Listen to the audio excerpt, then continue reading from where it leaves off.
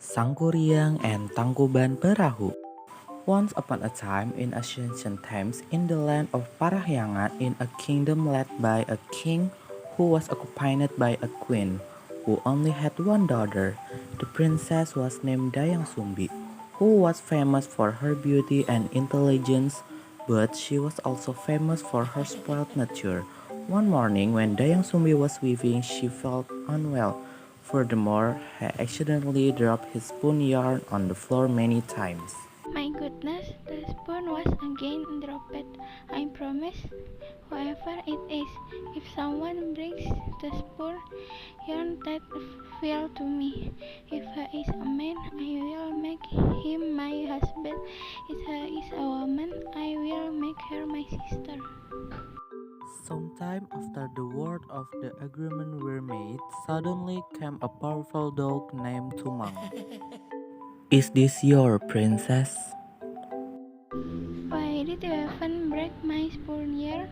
Is mine like it or not? I have to carry out my promise to make this dog my husband. Furthermore, Dayang Sumbi and a dog named Tumang lived happily in the household. In their household, Dayang Sumbi and Tumang were blessed with a handsome son. The child grows and develops like a boy in general. This boy is called Sangkuriang.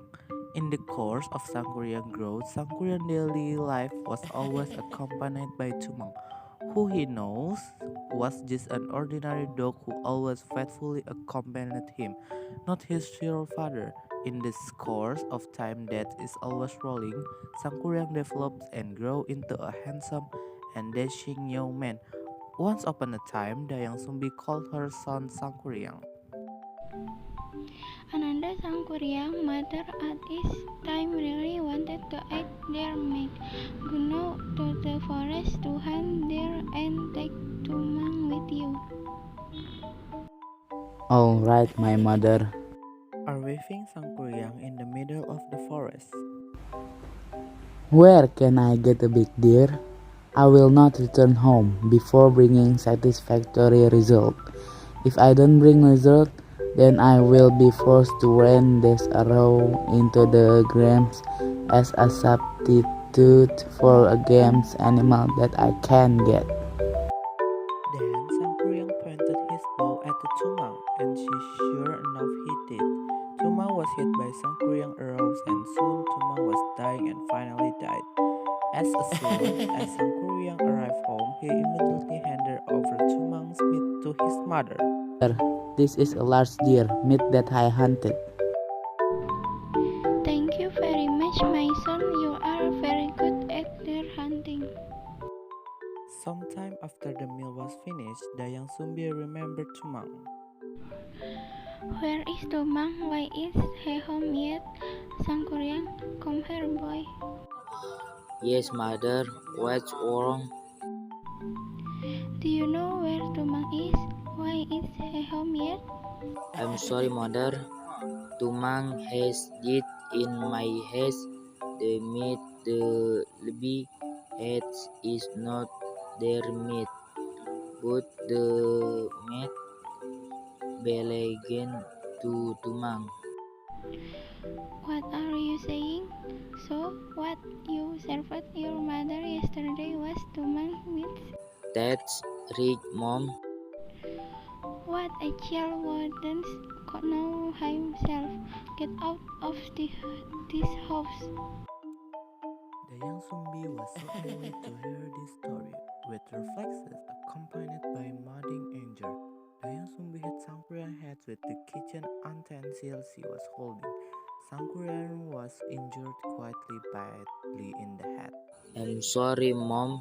Okay, leave left here.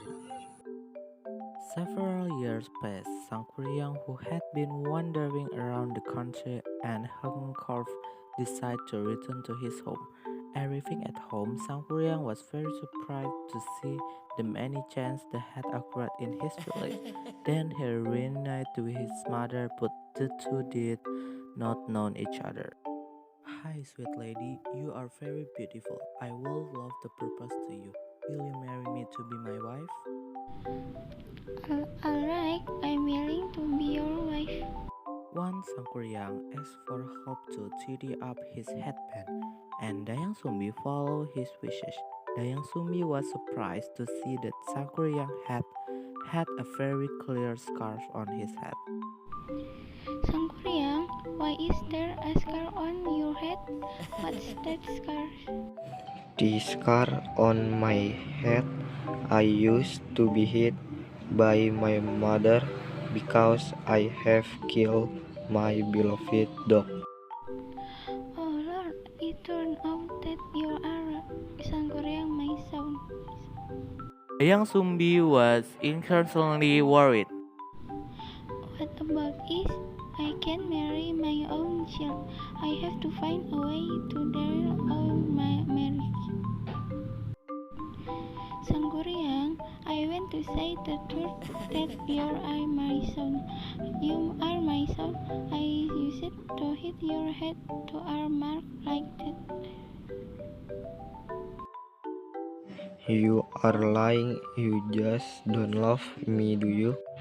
That's why you make up stories that are not so that our marriage will fail. After Dayang Sumbi explained at the length about himself and his son and a dog named Kumang, Sangkuriang still refused to listen and insisted on marrying Dayang Sumbi. Dayang Sumbi tried hard to find a way to make her marriage with her son fail. Oh Sangkuriang, do you still is in it on marrying me? Of course, my resolve was me up. Okay, I'm willing to be your wife on several conditions. What are the conditions you put forward? I want you to build a dam and build me a boat for me. You must be able to fulfill these conditions before dawn arrives. Okay, I will carry out all the requirements that you put forward. Then Sangkuriang went. Then he exerted all his power and summoned the jinn to build a dam and a boat for him. When Sangkuriang work was in progress, Dayang Sumbi used a trick, namely by walking the woman to pond rise as a sign that dawn had arrived. Sangkuriang stopped doing his work and the genius was screaming, thinking that dawn had arrived. But Sangkuriang realized that this was just a trick from Dayang Sumbi. Sangkuriang was angry and cursed Dayang Sumbi. Then he destroyed the half-finished dam he had built with his genie.